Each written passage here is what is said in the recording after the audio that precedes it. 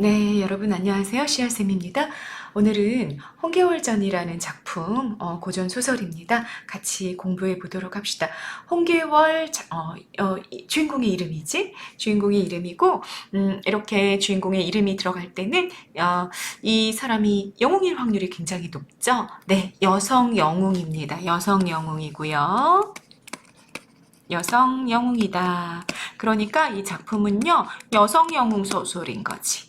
여성 영웅 소설이고 군담 소설입니다. 군담 소설이라는 건 여러분 전쟁을 다루고 있다는 얘기야. 영웅이 전쟁에서 활약하는 이야기를 담았다. 그러면 영웅 소설도 되고 군담 소설도 된다라는 얘기죠. 그 중에서도 이 영웅은 어떤 영웅이다? 여성 영웅이다 라는 얘기입니다. 네, 성격을 보시죠. 영웅적이고 그래서 일대기적이야. 일대기라는 건 무슨 뜻이야? 태어나서 죽을 때까지 행적을 다루고 있다 라는 뜻이죠. 정기적인 장면들이 나올 겁니다. 이때 정기적이라는 건 무슨 뜻 여러분? 기이한 일, 환상적인 일, 를 다룰 거라는 얘기죠.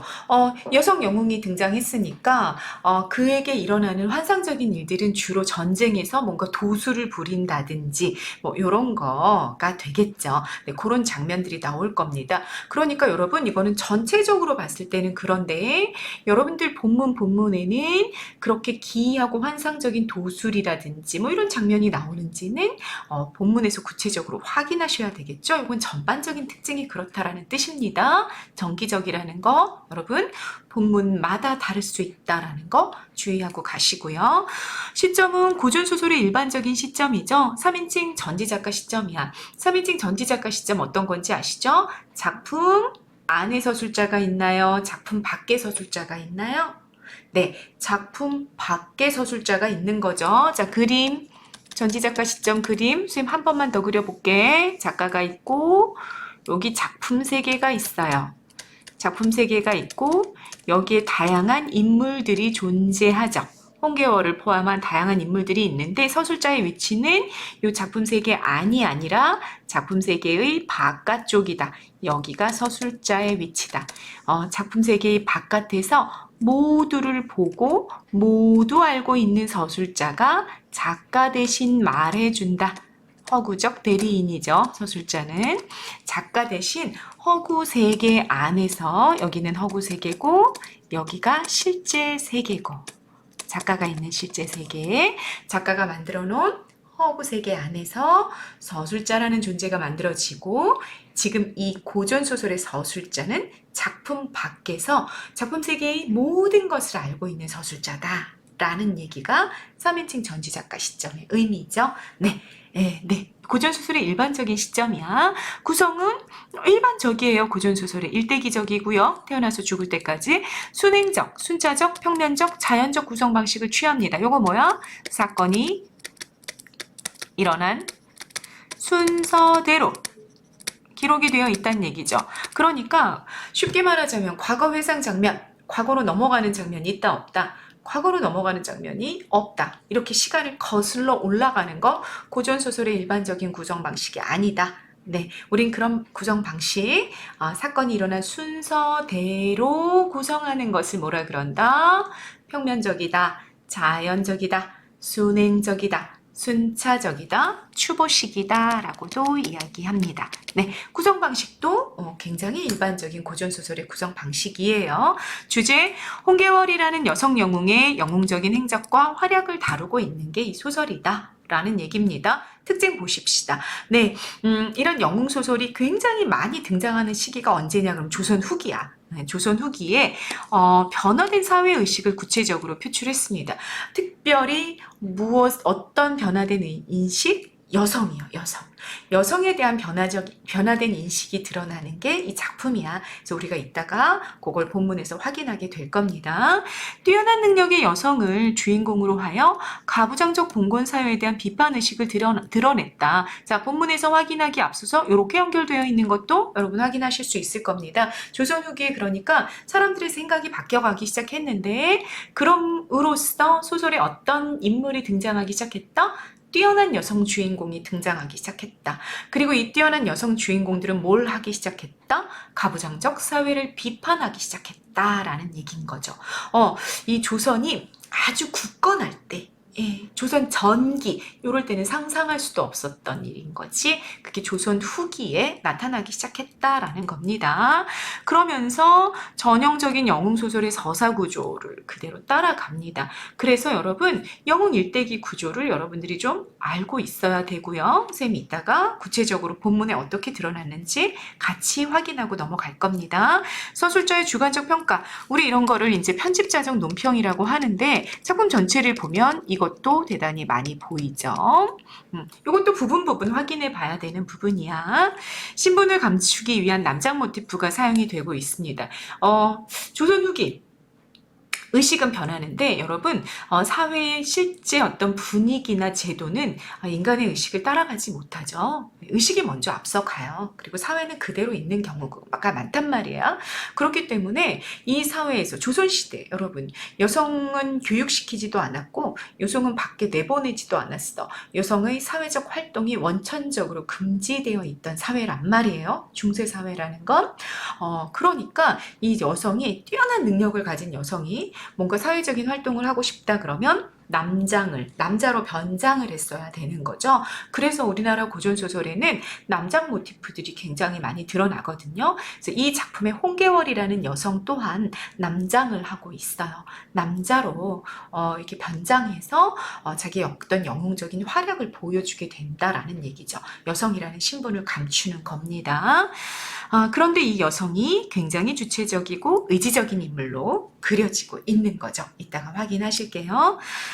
그러다 보니까 여성의 본권적인 역할, 다시 말해 집에서 내조 잘하고 살림 잘하고 아이들 잘 키우고 현모양처라는 본권적 역할을 거부하는 근대적 가치관이 이 작품 안에 담겨 있게 되는 겁니다. 그래서 홍계월전은요 정말로 많은 출판사에서 다루고 있는 작품이에요. 왜?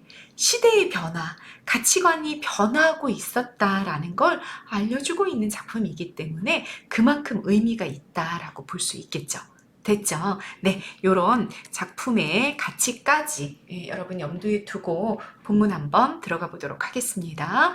앞부분 줄거리 먼저 보시는데요. 이 앞부분 줄거리에서 주목해야 될 건 영웅 일대기의 구조가 본문의 곳곳에 어떻게 드러나고 있는지를 정확히 매칭하는 겁니다. 같이 한번 해보세요. 중국의 명나라야. 여러분, 우리나라 고전소설의 일반적인 공간이 어디로 설정되어 있어요? 중국으로 설정되어 있는 거 아시죠? 중국의 명나라로 이 작품도 설정이 되어 있습니다. 헌종 시절에 이부신랑을 지낸 홍모와 그의 부인 양씨. 자, 영웅 일대기의 구조상 부모가 굉장히 고귀한 혈통이야. 네, 고귀한 혈통에 해당하는 부분입니다. 고귀한 가문에서 태어났다 그 얘기죠. 이 두 부부가 옥황상제의 시녀가 자신을 찾아오는 태몽을 꿨어요. 네, 영웅 일대기 구조상 신이한 출생에 해당하는 부분이고요. 관련 화소는 적강화소가 됩니다. 화소 다른 말로 바꾸면 모티프. 자, 큰 이야기 안에 있는 작은 이야기 뼈대인데 뭐야? 옛날부터 지금까지 계속해서 반복되어 내려오는 이야기 뼈대를 우리가 뭐라 그런다? 화소 혹은 모티프라고 이야기한다. 근데 지금 이 작품 같은 경우는 어떤 모티프, 옛날부터 계속 반복되어 내려왔던 어떤 이야기의 뼈대를 가지고 있다? 적강의 이야기 뼈대를 가지고 있더라. 그럼 적강이 뭔지 알고 있어야지 여러분. 적강이 무슨 뜻이야? 귀양갈접 내려올 강. 어디에서 귀양을 내려왔어? 천상계에서. 천상계에서 죄를 짓고 인간계로 귀양 내려오는 이야기가 우리나라 고전시가 고전소설에 굉장히 많아.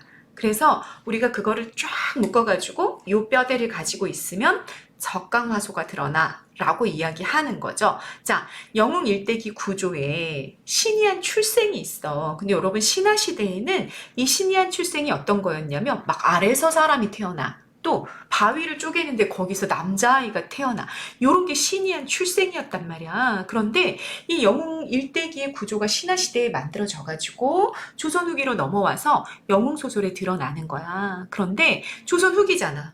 시대가 많이 바뀌었잖아. 사람들이 의식이 깼잖아.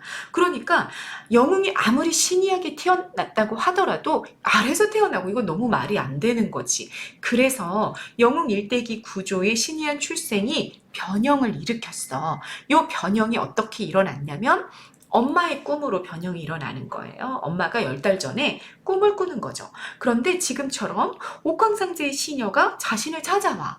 나는 사실은 천상계의 누구누구다라고 이야기하는 거지. 그리고 이 여인의 품으로 확 달려들단 말이야. 그리고 놀라서 깼는데 이 아이가 10달 뒤에 태어나는 거죠. 그럼 이 아이는 사실은 지상의 존재가 아니라 천상계의 존재인 거지. 그런데 천상계에서 먼 죄를 짓고 인간계로 귀향을 내려온 뭔가 굉장히 초월적인 능력을 가진 그런 존재가 된다 그 얘기입니다. 그래서 이런 방식으로 신이한 출생이 변형되었다. 다시 신이한 출생이라는 게 영웅 일대기 구조상에 있는데 이 신이한 출생이 조선 후기의 영웅소설에서는 어떻게 변형이 됐다? 엄마의 태몽에 적강화소가 들어가는 방식으로 변형이 됐다. 적강화소는 뭐다? 천상계에서 죄를 짓고 인간계로 귀향을 내려오는 이야기다. 됐죠? 그렇게 정리하십니다. 이 홍계월이라는 아이도 이런 존재입니다. 천상계의 존재인 거죠. 홍계월을 낳았어. 근데 홍계월이 5살이 되던 해에 장사랑의 난이 일어나서 계월해가 지고 뿔뿔이 흩어지죠. 네, 여기도 영웅 일대기 구조입니다. 구조상에 뭐가 있냐면 이 어린 영웅은 어떻게 돼야 되냐면 어릴 적에 시련을 만나야 돼. 근데 이 시련의 내용을 보면 부모와 떨어지는 거야. 왜? 부모가 옆에 있으면 얘가 영웅으로 성장할 수 있어요? 영웅으로 성장을 못해요. 왜? 부모가 다 보호하잖아. 그러니까 자기 능력을 키울 수가 없어지는 거죠. 그래서 이 영웅들은 반드시 어린 나이에 부모와 분리되는 시련을 겪게 되어 있습니다. 자, 이 개월이도 5살 때 부모와 분리가 되죠. 부모와의 분리라는 시련. 그리고 나면 여러분 5살이잖아. 혼자서는 못 살아간단 말이야. 그래서 어떻게 돼야 돼? 조금 얘를 자기 목숨을 걸고 지키지는 못하지만 그래도 얘를 먹고 살 수 있게끔 도와주는 조력자가 나타나는 거죠. 네, 그 조력자가 바로 여기서는 여공입니다. 여공에게 구원이 되죠. 개월이가. 그래서 이 부분이 영웅 일대기 구조상의 조력자의 구원에 해당이 됩니다. 그리고 이 개월은 평국이라는 새 이름을 얻고 남장을 한 채 살아가게 됩니다. 이 남장은요, 사실은 이제 5살 때 장사랑의 난이 일어나잖아. 부모가 얘를 데리고 이제 도망을 치다가 얘를 여자아이면은 너무 많은 고난을 만날 것 같은 거지. 그러니까 얘를 남장을 시켜가지고 도망을 가고 있었거든요. 그러니까 여공이 얘를 구출했을 때는 얘가 남장을 한 상태였단 거야. 5살에 남자아이를 구출을 한 거죠. 그랬기 때문에 그냥 본인은 계월은 얘기하지 않은 거지. 그래서 남장을 한 채 평국이라는 이름을 하고 여공의 아들인 보국과 함께 공부합니다. 여공이 집에서 자라나는 거죠. 그리고 자라나서는 과거에 장원급제를 해요. 평국이 누구다? 개월이다. 영웅 일대기 구조상 비범한 능력에 해당하는 부분이다. 이해되시죠? 장원급제 1등한 거예요. 1등. 전국의 1등. 명나라의 1등을 한 거죠. 그럼 비범한 능력을 발휘하고 서달의 난이 일어나자 대원수로 전쟁에 출전합니다. 대원수? 이거 고전문학의 영웅 소설에 정말 많이 나오는 단어죠. 뭐야? 군대 총사령관이야. 군대의 총사령관이 되어 전쟁에 출전을 했고 도망친 서달의 뒤를 쫓아 들어가서 돌아가신 줄 알았던 친부모와 재회합니다. 천자는 전투에서 공로를 세운 평국 누군 거야? 개월이 남장했을 때 이름이잖아. 높은 벼슬을 내리게 되죠. 자, 이 부분까지 보면 앞부분 줄거리에 영웅의 일대기 구조가 쭉 나왔다. 뭐? 고귀한 혈통, 신이한 출생, 부모와의 분리라는 시련, 조력자의 구원, 비범한 능력 이런 것들이 순차적으로 모두 나와 있다라는 거 확인하실 수 있습니다. 그리고 전쟁에 나가서 영웅적인 승리를 거둬서 국가를 위기에서 구하는 장면까지 앞부분의 줄거리에 있었다라는 거 정리하시고요. 자, 본문 들어가십니다. 이때 별표하고 가십니다. 고전소설에서 이때라는 단어가 나오면 장면이 전환되는 표지고요. 이때라고 나오기도 하지만 여러분 유의 염기하십니다. 각설, 차설, 화설이라는 단어로 나옵니다. 이렇게 나오게 되면 여러분 어떻게 생각하시면 되냐면 장면이 바뀌었구나. 장면이 바뀌었다는 건 무슨 뜻이다? 시간이나 공간이 바뀌는 건데요. 특히 공간적 배경의 변화를 말합니다.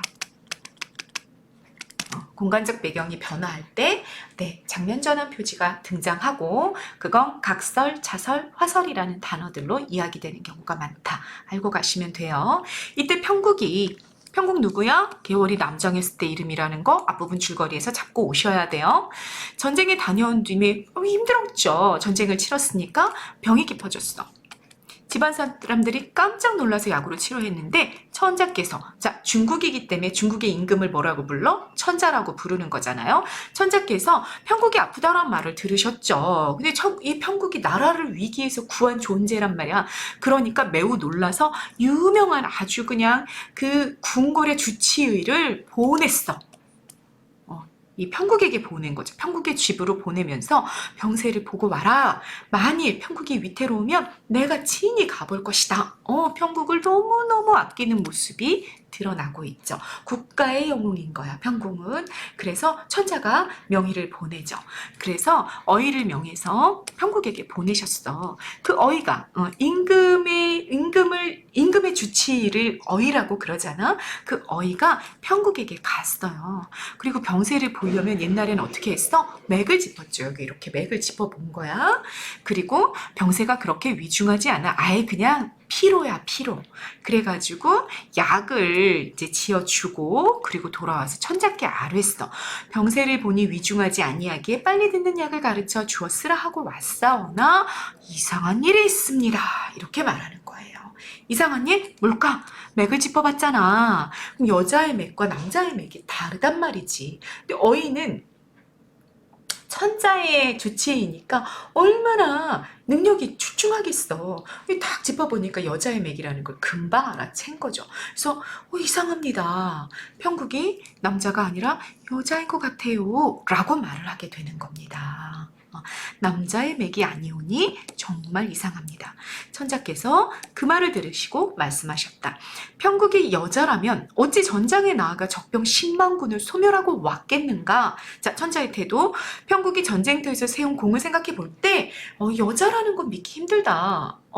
아니 가냘프고 체력이 약한 여자가 어떻게 그렇게 출중한 능력을 발휘할 수 있었겠어? 특히 전쟁터에서 이상해. 라고 생각한 거야, 천자가.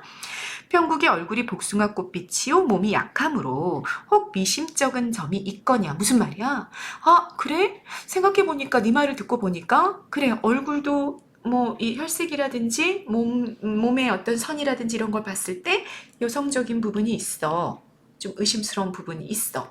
그렇지만 전쟁 영웅이야. 너 아무데나 함부로 그 얘기하면 안 돼. 내가 확실히 알아볼 때까지 라고 입단속을 시키는 거죠. 그리고는 내시를 시켜 자꾸 문병하도록 하셨어. 그럼 여러분 내시를 왜 자꾸 문병하도록 하셨겠어요?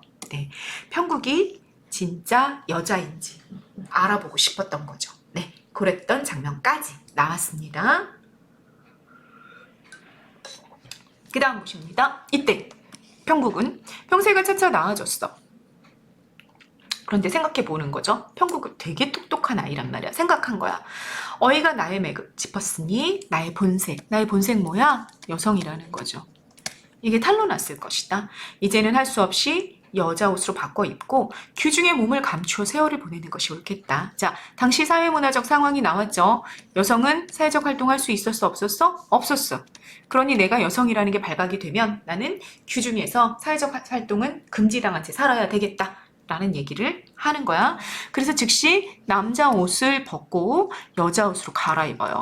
그리고 부모를 배웠죠. 자, 남자 옷은 그러니까 어떤 기능을 하고 있었구나. 개월의 사회생활을 가능하게 해준 옷. 개월이 영웅으로서 활약하게 해준 옷이 바로 뭐였구나. 남장이었구나. 라는 얘기입니다.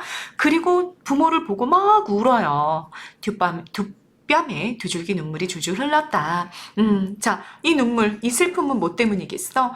여성적 한계에 대한 한이었겠지. 자기가 여성으로 태어나서 자기 능력 발휘를 하지 못하는 것에 대한 한스러움, 이걸 눈물로 보입니다. 부모도 함께 울었죠. 자, 여기서부터 보십니다. 개월이 슬픔에 잠겨 우는 모습은 추구월, 가을이란 뜻이죠. 가을 9월에 연꽃이 가랑비를 머금은 듯.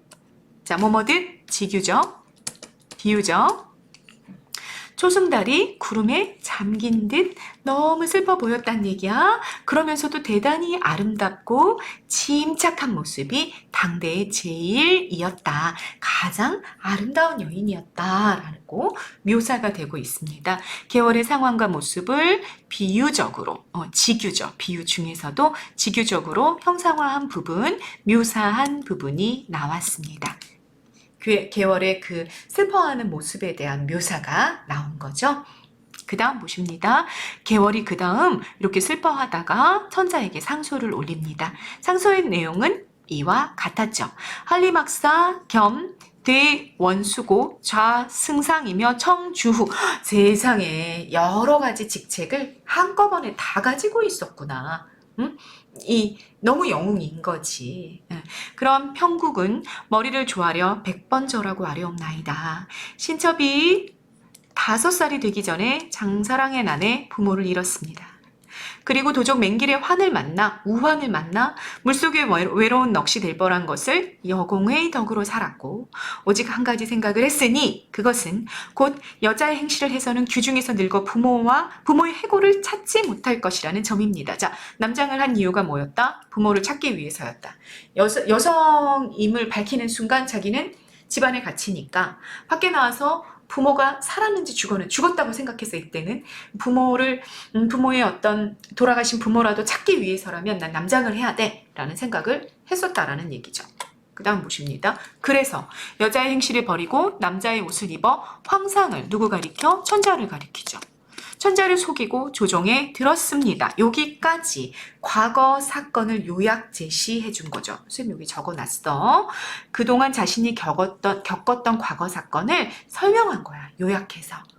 우리 고전소설엔 굉장히 많아. 인물이 대사를 하면서 그 대사를 통해서 과거 사건을 훅 이렇게 정리해주는 장면들이 굉장히 많이 있거든요.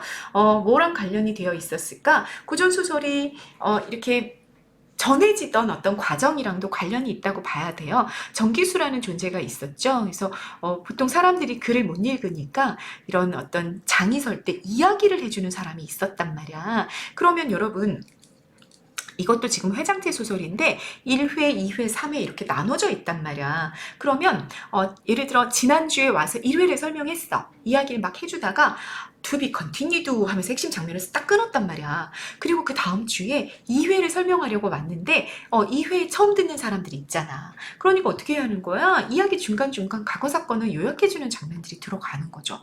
그래서 인물의 대사에 이런 장면들이 상당히 많은 게 고전소설의 또 하나의 특징이 됩니다. 자, 이렇게 과거 사건을 훅 압축해주고 그리고 저의 죄는 임금을 속였잖아. 남장을 해가지고 임금을 속였어. 10,000번을 죽어도 아깝지 않습니다. 이에 감히 아뢰어 죄를 기다리었고 내려주셨던 유지는 임금이 신하에게 내리던 글이고 인과 인근이라는데 벼슬아치로 임명되어 임금으로부터 받은 표장이래요. 그러니까 얘가 어떠한 벼슬을 가지고 있어 라는 걸 표시하는 뭐 예를 들어 마패 비슷한 그런 어떤 징표죠.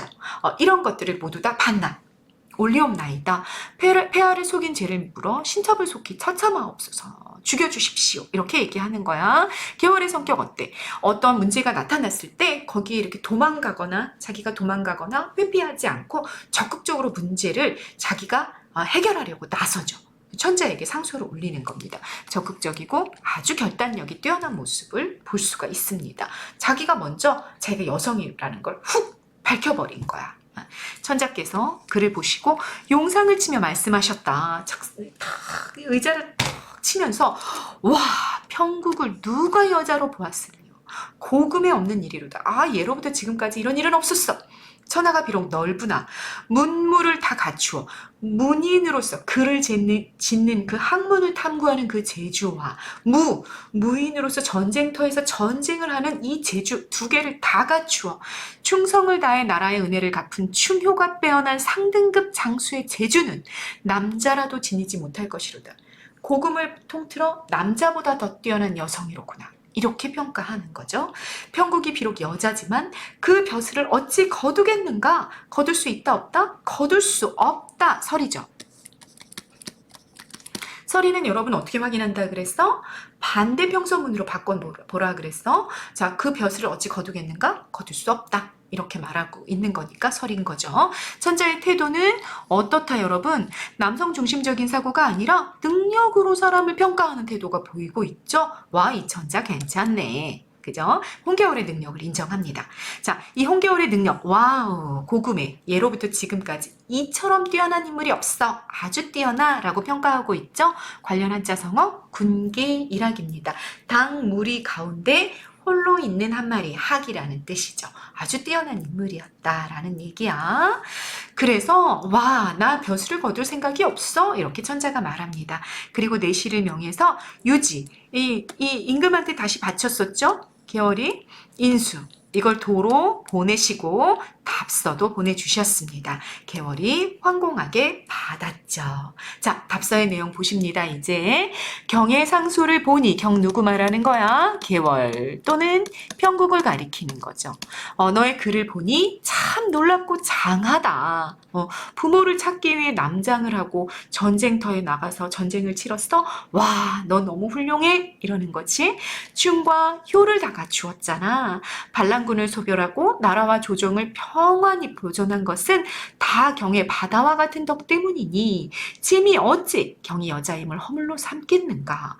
유지와 인수를 도로 보내니 추호도 조금도 염려하지 말고 경은 갈충보국 충성을 다해 보국 나라에 보답하며 짐을 도우라. 국가의 일을 같이 해달라. 이렇게 부탁을 하죠. 네, 정체가 탄로났지만 능력을 인정받아 지위를 유지하는 모습 보입니다. 자, 여성 영웅인데 특징적이야. 여성임을 밝혔을 때 그 지위가 여전히 계속 유지되고 있는 모습, 여러분 중요한 특징으로 확인하고 가십니다. 그래서 임금의 명을 계월이 사용을 못해서 여자 옷을 입고 그 위에 조복, 조정의 옷이야. 관리의 옷. 관리의 옷을 입었어. 여성임을 아주 당당하게 드러내는 거죠. 멋지죠? 그리고 자신이 부리던 장수 100여 명과 군사 1000여 명에게 갑옷과 투구를 갖추어 입고 진을 치고 있게 하니 그 대열이 엄숙했다. 자기가 여성임을 아주 당당하게 드러내는 장면이 나왔습니다. 됐죠? 넘어가십니다. 하루는 천자께서 위국공 계월의 아버지입니다. 누가 누군지 알고 가세요. 입시하게 말씀하셨다. 궁궐로 들어오게 해서 위국공 계월의 아버지에게 말씀하십니다. 짐이 원수의 상소를 본 뒤로, 원수가 누구야 여러분? 계월이죠. 혹은 누구? 편국이라고 얘기해도 되죠. 상소를 본 뒤로 생각이 많도다. 편국이 계월을 말하죠. 규중에서 홀로 늙으면 홍무의 혼백에 의지할 곳이 없을 것이니 어찌 슬프지 않겠는가. 설이죠. 슬프다라는 얘기야. 그럼 홍무는 누구를 가리켜? 위국공을 가리켜요. 계월의 아버지. 옛날에 여러분 가부장제 사회에서는 부모님이 돌아가시면 제사를 지내야 되잖아. 근데 그 제사를 누구만 지낼 수 있었어?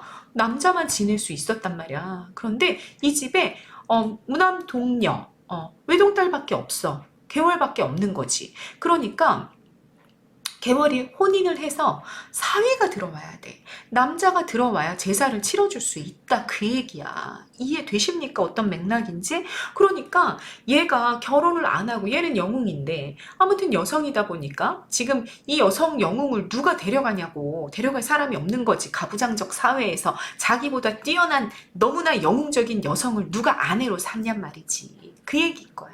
그러니 위국공 너가 죽고 나면 제사를 지내줄 사람이 없잖아. 이렇게 천자가 걱정해 주는 거죠. 이해되셨죠? 홍무의 제사를 챙겨줄 사람이 없다. 홍무는 위국공 개월의 아버지다. 됐죠? 또한 평국이 귀중에서 늙는 것이 너무 불쌍해. 그래서 내가 중매를 좀 쓰고 싶어 라는 이야기를 했습니다. 자, 중매를 서는 이유 두 가지야. 첫 번째, 위국공의 제사를 지내줄 사람이 없다. 남자가 없으니까 집안에. 두 번째, 개월이라는 이 여인이 귀중에서 홀로 늙어가는 것이 불쌍하다. 그거야. 위국공이 엎드려 아뢰었다. 신의 뜻도 그러합니다. 네, 천자님 말씀이 옳습니다. 그런데 평국의 배필을 누구로 정하려 하시나이까? 천자께서 같이 공부하던 보국과 혼인시키고 싶은데 어때? 물어보셨어. 위국공이 하교가 마땅하옵니다. 내려주시는 명령이 마땅합니다. 옳습니다. 평국이 죽을 목숨을, 평국 누군지 아시죠? 개월이 여공의 덕으로, 여공은 누구야? 보국의 아버지야. 그리고 평국에게 개월의 5살 적에 개월에게는 조력자였었죠. 그래서 이 말을 하는 거야. 평국이 죽을 목숨을 여공의 덕으로 살아남쌌고 여공이 평국을 친자식까지 길러 영화를 누리게 하고 이별했던 부모를 만나게 했습니다. 여공은 정말로 우리 구원자예요. 우리 집안에. 그러니 또 평국은 보국과 함께 공부하고 같이 자라났어. 같이 과거에 급제했고 폐와의 크신 덕으로 장록을 받아 머나먼 전장에서 전쟁터에 보국과 같이 나갔었어요. 그리고 한 집에 거처하고 있사오니 천생연분인가 하나이다. 개월과 보국의 인연을 근거로 개월의 아버지가 천자의 제안을 수용하고 있는 거죠. 됐죠? 다 납득이 되시죠, 여러분? 여공이 우리 딸을 구해줬어요. 그리고 우리 딸을 길러줬어. 그리고 보국과는 같이 공부한 사이고 보국과 전쟁터에도 같이 나갔어요. 그러니 사윗감으로 마땅합니다. 이렇게 얘기한 거야. 그렇게 아뢰고 물러나와서 개월을 불러 앉히고 천자께서 명령하시던 말씀을 낱낱이 전했어요. 개월이 아뢰었죠. 소녀의 마음은 평생 홀로 늙으면서 부모 슬하에 있다가 죽은 후에 다시 남자가 되어, 자 여러분 별표 체크하고 가십니다. 개월의 소망이야. 다시 남자가 되는 거야. 죽고 나면. 윤회하는데 남자로 태어나고 싶은 거지. 그래서 공자와 맹자의 행실을 배우고자 하는 것이었습니다. 자 별표 선생님 정리해놨어. 여자로 태어난 것에 불만을 품고 있죠. 근데 여기서 우리는 한계를 발견하게 되는 거야. 이 여성 영웅에게 뭐가 있다? 남성 중심적 사고가 있구나 라는 거 알 수 있는 거죠. 그러니 남성 중심적 사고방식을 갖고 있다 보니 남존여비, 남자는 존엄하고 여자는 천하다라는 남존여비의 사회 자체를 바꿀 생각은 못하고 있어. 그렇게 남성보다 뛰어난 능력을 갖추고 있음에도 불구하고 이 사회를 변혁할 의지는 없는 거죠. 그냥 본인도 남성 중심적인 사고를 가지고 있는 거야. 그러니까 소망이 뭐야? 자기가 죽어서 남자로 태어나는 거야. 의식의 한계 느껴지시죠? 그런데 근본이 탄로나 천자의 하교가 이러하십니다. 사윗감을 얻으라 하십니다. 부모님도 슬하에 다른 자식이 없어 슬픈 마음을 품으시고 조상의 제사를 전하실 곳이 없었습니다. 제가 여자라서. 자식이 되어 부모의 명을 어찌 거역하며 천자의 하교를 어찌 배반하겠습니까? 그럴 수 있다 없다? 없습니다. 중매 제안을 수용하겠다 그 얘기죠. 하교대로 보국을 섬겨 여공의 은혜를 만분의 1이나 갚을까 하오니 여공은 누구였어? 보국의 아버지면서 자기 조력자. 부친은 이 사연을 천자께 아뢰 주십시오. 이렇게 말하며 눈물을 흘리고 자신이 남자 못된 것을 한스러워했어요. 그러니까 마지못해 결혼을 승낙하며 슬퍼하는 거죠. 이 개월이 결혼하고 싶었을까? 아니야. 하고 싶지 않았어. 그러니까 어떤 특정한 남성 밑으로 들어가고 싶지 않았던 거지. 그런데 어쩔 수 없이 그 제안을 마지못해 수용하면서 눈물을 흘렸습니다. 됐죠? 중간 부분의 줄거리입니다. 홍계월과 보국이 혼인을 올린 후에 보국이 첩이 있었어. 첩이. 애첩인 영춘이 무례를 범했어. 이 개월한테 개긴 거지. 한마디로. 개월한테 막 개기는데 홍계월이 군법으로 영춘을 죽여버려요. 굉장히 남성적인, 이때 남성적이라는 건 힘을 폭력적으로 사용하는 그런 모습을 보여요. 그래서 홍계월은 사실은 여성적인 면모를 발견할 수 없습니다. 이런 장면들을 보면 영춘을 목을 그냥 베버려. 참수를 해버려요. 이렇게 좀 이렇게 이 그 보국의 그 사랑을 등에 업고 이 영춘이라는 애첩이 보국의 애첩이 이렇게 좀 이 홍계월이 이렇게 지나가는데 방자하게 굴었거든. 근데 야 너 와, 너 이리 와, 너 이 보국의 그걸 등에 업고 너 나한테 함부로 했어? 너 죽었어. 확 죽여버리는 거야. 그런 장면이 있었어요. 그때 그리고 났는데 오황과 초황이 반역을 일으켜 그 국가가 또다시 위기에 처합니다. 반란을 다스리기 위해 홍계월을 대원수로 다시 임명하는 중간 줄거리가 있었습니다. 자, 절정 부분은 뭐냐면요. 계월이 보국과 혼인을 하지만 불화를 겪고 있는 가정 내 불화가 있었어. 가정 내 불화의 원인은 뭐였어? 애첩을 죽인 거죠. 보국의 애첩을 죽여버린 거야. 거기서 이제 불화를 막 겪고 보국이 편국을 얼굴도 보지 않았어. 그런 상황에 가정 내 불화가 있었는데 국가의 위기가 닥치는 거지.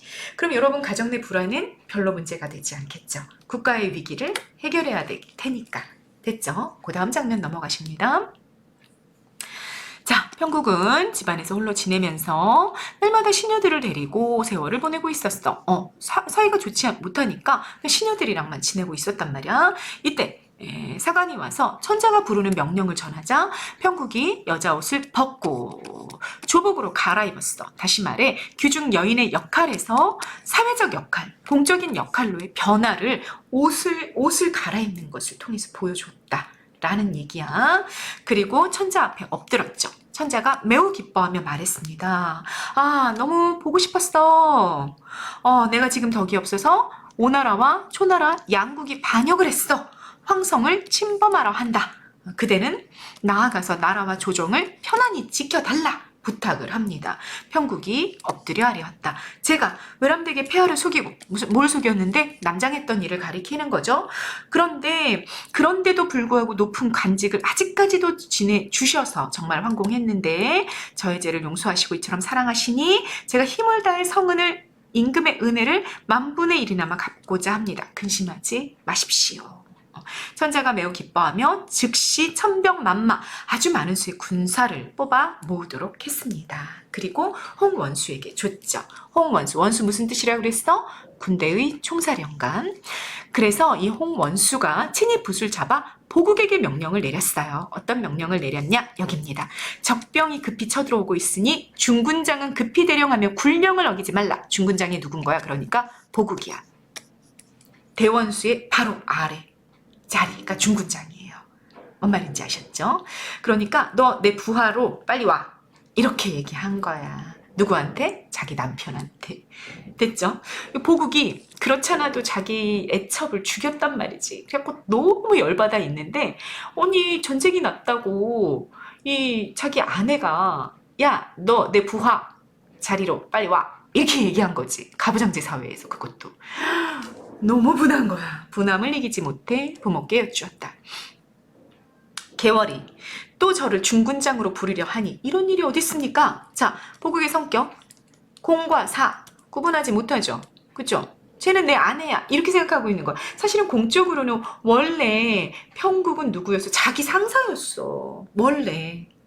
원래 처음에 그랬단 말이에요. 혼인하기 전부터.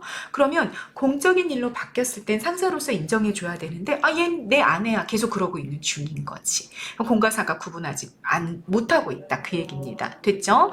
그리고 가부장적인 권위의식에 사로잡혀가지고 굉장히 분노하고 있는 모습을 보이는 거죠.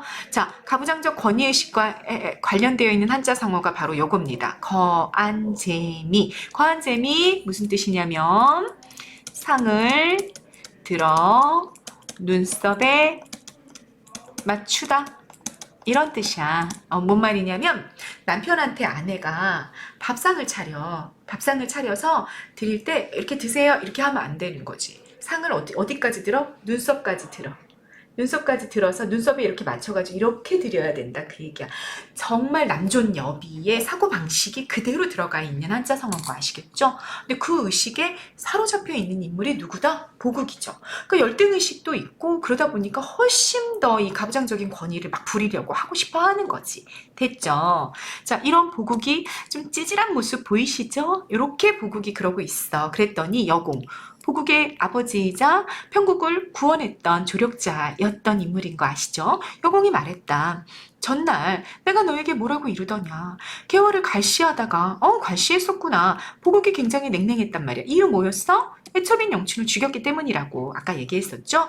그렇게 개월을 갈시하다가 이런 일을 당하니 어찌 그러다 하겠느냐. 네가 먼저 갈시했잖아. 그러니 평국이 너를 갈시하는 게 뭐 문제가 되겠어? 그러는 거지. 그리고 그거보다 더 중요한 거, 나란 일이 매우 중하니 어떻게 해볼 수가 없다. 그러니까 일단 네가 먼저 잘못했고 그리고 네가 괄시를 하니까 걔도 너를 괄시하는 거 어쩔 수 없고, 그리고 지금은 우선 나라의 위기야. 그러니까 너 공적인 일 먼저 해야지 라고 자기 아들을 설득하는 거죠. 여공의 가치관보다 개인의 문제보다 국가의 일이 더 중요하다라고 현명한 판단을 내리고 있는 아버지다라고 읽으실 수 있겠습니다. 그리고 보국에게 가라고 재촉했어. 그럼 보국이 할 수 없이 이렇게 군대의 옷을 딱 입고 진중 군대 안으로 나아가서 홍원수, 누구예요? 홍계월이죠. 자기 아내였던 홍계월 앞에 엎드리니 홍원수가 분부했어. 만일 명령을 거역하는 자가 있으면 군법을 시행할 것이다. 계월의 성품 어때요? 공과사를 아주 정확하게 구분하고 있죠. 자, 지금은 전쟁 중이야. 전쟁 상황이야. 너 내 부하야. 너 왜 이렇게 늦게 왔어? 앞으로는 용서하지 않을 거야. 네가 명령을 어기면 너 나한테 죽을 수도 있어. 라고 정확하게 말해주고 있는 중이죠. 그래서 아주 정확한 여인이다 라는 거 알 수 있습니다. 깜짝 놀라서 두려워하면서 명령이 내려지기를 기다렸어요. 그리고 홍원수가 행군을 시작했고 9월 행군을 해서 11월에 여기 전쟁터까지 가죠. 그리고 3일 동안 군사를 머무르게 하고 즉시 떠나서 5일에 천촉산을 지나서 영경루에 다다랐습니다. 전쟁을 적군에게로 점점 다가가고 있는 장면이죠. 그리고 적병이 평원 광야에 진을 치고 철통같이 지키고 있었어. 거기서 마주치는 거야. 적진 가까이 진을 치고 명령을 어기는 자가 있으면 세워두고 뵐 것이다. 내 명령을 지금부터는 한마디도 어기지 말라. 아주 명령을 근엄하게 합니다. 모든 장수와 군졸들이 두려워하죠. 아주 영웅적인 아주 당당한 모습을 보여줬고 보국 또한 매우 조심했습니다.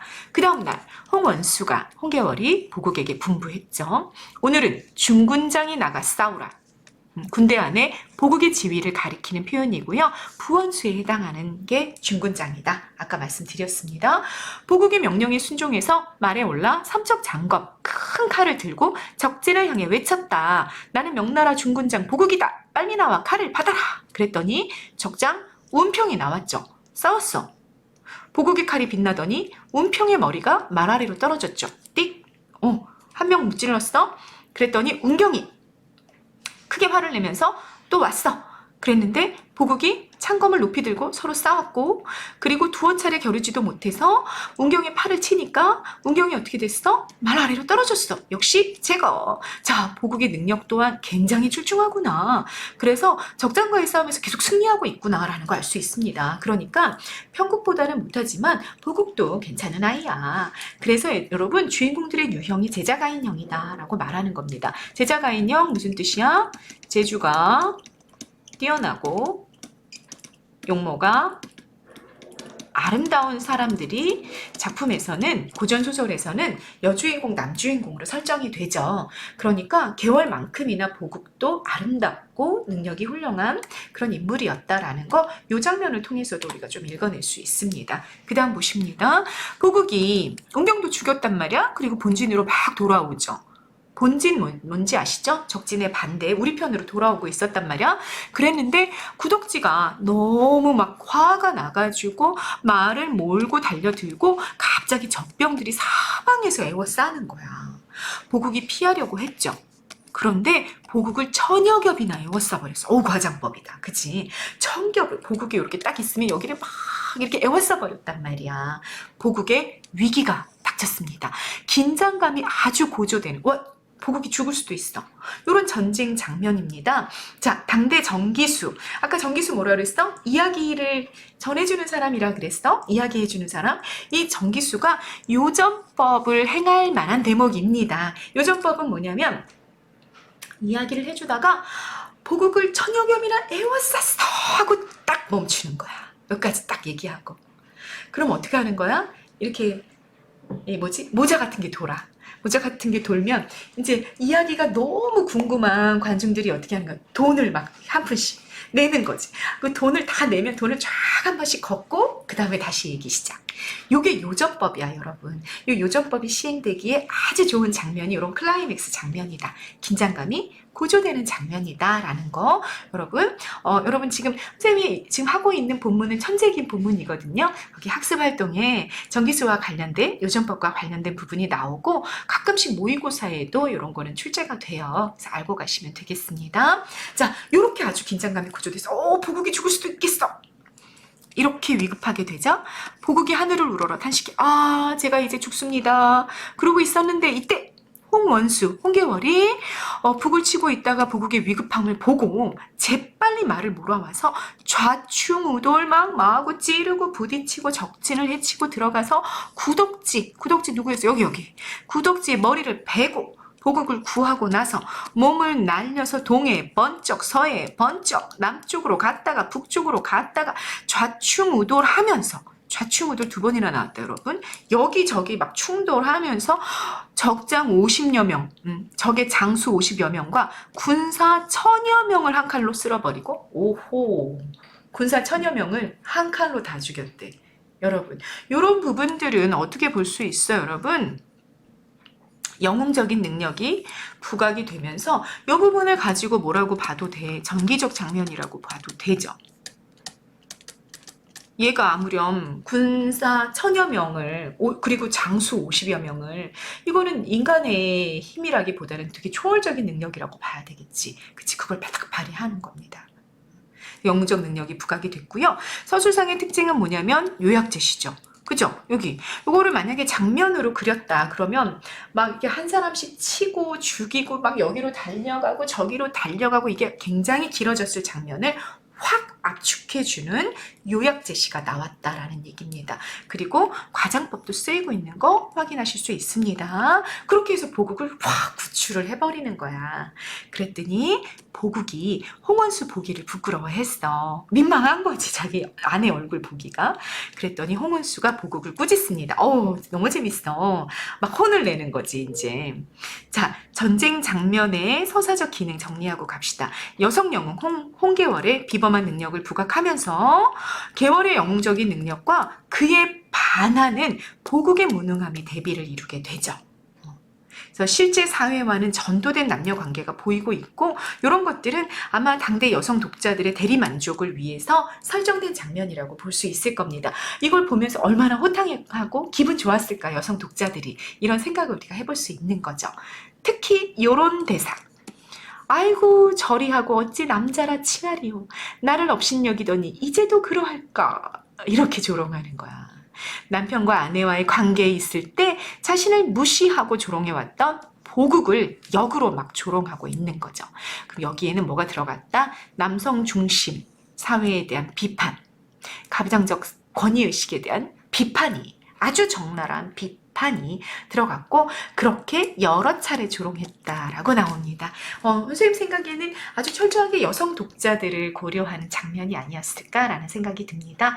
그래서 당대 가부장적 권위의식에 대한 비판의식까지 드러내는 장면, 여기까지 천재김 본문에 나왔습니다. 자, 뒷부분 줄거리 부분도 사실은 여러 소설에, 여러 출판사에 굉장히 많이 나오고요. 모의고사에도 많이 나오는 장면이거든요. 이 오왕과 초왕의 신하 맹길, 적이죠. 마이너스 인물이고요. 천자가 있는 황성을 공격해요. 그래서 천자가 아주 위기에 처해. 그런데 홍계월이 어떻게 하냐면 하룻밤 사이에 황성으로 갑니다. 도수를 부리는 거죠. 여기도 전기적 장면이야. 그리고 천자를 구하죠. 그리고 전쟁이 마무리가 돼요. 천자와 홍계월은 임금과 신하의 의리를 유지했고 보국과 홍계월은 화해해서 삼남일녀를 두면 태평세월을 누렸습니다. 일대기 구조가 마무리가 됩니다. 됐죠? 네, 이런 홍계월전이라는 여성 영웅 소설을 통해서 우리는 영웅 일대기 구조도 확인할 수 있었고 여성 영웅이 보여주는 당대 사회에 대한 비판 의식도 엿볼 수가 있었고요. 그리고 그럼에도 불구하고 나타나는 여성 영웅의 의식의 한계, 남성 중심적인 사고방식을 가지고 있었고 또 영춘을 베어버리는 그런 장면에서는 굉장히 남성적인 폭력성을 드러내는 그런 모습들도 여러분 전반적으로 다 확인할 수 있는 그런 소설이었습니다.